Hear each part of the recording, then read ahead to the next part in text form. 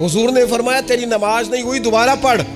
आप जब तक पूरी तरतीब से नमाज नहीं पढ़ते, रब की इबादत है ना, करीम भी बड़ा है ना, मेहरबान भी बड़ा है ना, गफूर भी बड़ा है, लेकिन अगर मुरत्तब तरीके से ना पढ़ो तो वो तो नमाज कबूल नहीं करता। नबी पाक सल्लल्लाहु ताला अलैहि वसल्लम के सामने आके एक शख्स ने नमाज पढ़ी, इबादत की है, आया है, झुका है, लेकिन इबादत भी बेतरतीबी नहीं, बेढंगी नहीं, गैर मुरत्तब नहीं, गैर मुनज़्ज़म नहीं, ऐसे नहीं कि जैसे मर्जी कर ली। उसने आके नमाज पढ़ी तो हुजूर ने उसको देखा और नबी पाक अलैहिस्सलाम ने फरमाया तेरी नमाज नहीं हुई, दोबारा पढ़।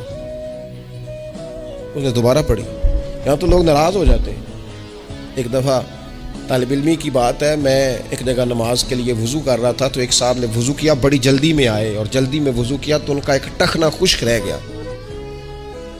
तो मैंने उनकी खिदमत में बड़ी, चूँकि बुजुर्ग थे, बड़े थे मुझसे, मैंने बड़ी अर्ज़ की, मैंने कहा वो आपको ख्याल नहीं रहा, आपका टखना खुश्क है। वो कहते हैं मौलवी वो लंघन ना दिया दे, देखियो को लंघ ना जाए। तो सब कबूल करनी कि अल्लाह ने। मैंने उनसे कहा आप क्या काम करते हैं? कहने लगा मैं कपड़ा बेचता हूँ। तो मैंने कहा अगर आपका 1000 रुपये वाला गज़ कपड़ा हो तो कोई शख्स कहे कोई अर्ज नहीं, चल मेहरबानी कर 300 का दे देते हो? कहने लगा नहीं जी, तरतीब से ही बात चलेगी। तो मैंने कहा ये भी ज़रा तरतीब से ही चलेगी। अल्लाह ने कहा है कि इस तरह करके पढ़ो तो फिर मैं कबूल करूँगा। तो अगर वो रास्ता ही आपने इख्तियार नहीं किया, नबी पाक अलैहिस्सलाम के सामने उसने नमाज पढ़ी, हुजूर के सामने। नबी पाक रहमतल लिल आलमीन है ना, हुजूर से ज़्यादा को प्यार करने वाला तो नहीं ना। नबी पाक ने तो नहीं फरमाया चल मेरे सामने पढ़ी या तेरी कबूल ही कबूल है। हुजूर ने फरमाया तेरी नमाज नहीं हुई, दोबारा पढ़।